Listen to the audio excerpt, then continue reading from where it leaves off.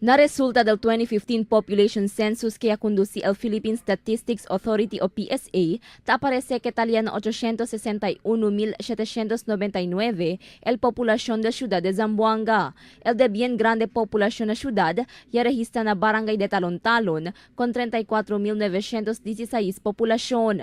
Fuera na Talon-Talon, incluido también a top 10 de bien tiene alto número de población el barangay Mampang, aka 3 el Tumaga, aka 4 el Tetuan, aka 5 el Calarian, aka 6 San Roque, aka 7 Pasonanca, aka 8 Santa Maria, aka 9 el Baliwasan y aka 10 el Tugbungan. Según con el director regional del PSA, Muchun Pamaran, cada año ta subí de 1.26% el población de la ciudad de Zamboanga. Según por causa na subido número de mga quien nace cada año y también el migration para aquí na ciudad desde el otro lugar. It's the birth, okay? Because we all know that, we give birth. Our mothers, the women, we give birth, no? So yun ang masasabi natin. Because when we talk of migration, well, that could also be considered as one, no? Thinking that Zamboanga City is like a developed city. It's an urban city where they can say that perhaps there are a lot of economic developments happening in Zamboanga City.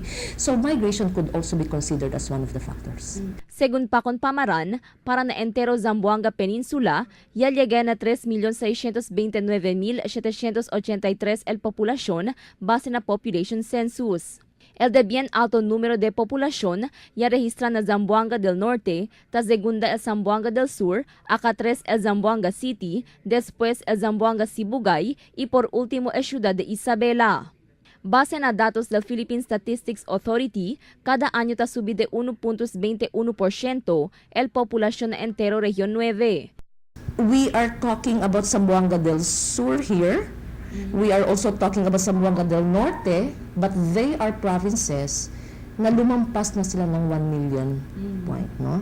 So like for example, Zamboanga del Norte as a province, it's already 1,11,393. And for Zamboanga del Sur, it's 1,10,674. El population census ya principia del año pasado na mes de agosto, hindi lang na rehiyon sino hasta na entero país. Objeto di amo para saber el presente número del población na cada parte y lugar del país para na uso del mga agencias y gobierno. El mencionado datos el usa como un basehan para na implementación de mga proyecto y programa del gobierno. Cristel Almonía, Dateline Zamboanga.